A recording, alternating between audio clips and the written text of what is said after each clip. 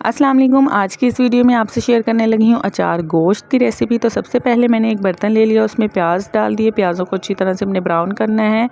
गोश्त को अच्छी तरह से कट लगा लेने हैं। प्याज ब्राउन होने के बाद इसमें मैंने अदरक लहसुन का पेस्ट ऐड किया और साथ ही मैंने थोड़ी सी हल्दी और नमक ऐड कर लिया। अच्छी तरह से इसकी बुनाई करने के बाद हम इसमें यहाँ पर टमाटर ऐड करेंगे। टमाटर को अच्छी तरह से पका लेंगे ताकि सॉफ्ट हो जाए। उसके बाद यहाँ पर कुछ स्पाइसेस थे वो मैंने ऐड कर दिया। अब हम इसकी अच्छी तरह से भुनाई कर लेंगे ताकि ये मिक्स हो जाए अच्छी तरह से।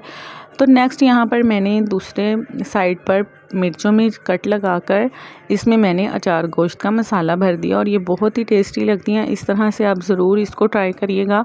जो अंदर से जो इसकी मिर्चें होती हैं जो बहुत तेज़ होती हैं वो मैंने निकाल दी थी। तो यहाँ पे अचार गोश्त को मसाले को मैंने दही में ऐड किया और उसको यहाँ पर अब हम गोश्त में ऐड कर देंगे।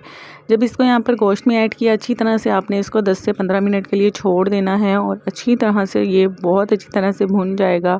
फिर आपने अच्छी तरह से इसकी भुनाई करके यहाँ पर जितना आपने पानी डालना है जिस हिसाब से आपने रखना है आप इसको रख लें। और ज़बरदस्त सा हमारा अचार गोश्त बनकर तैयार है। आप लोगों को रेसिपी कैसी लगी ज़रूर बताइएगा। इंशाल्लाह नेक्स्ट वीडियो में मुलाकात होगी। अल्लाह हाफिज़।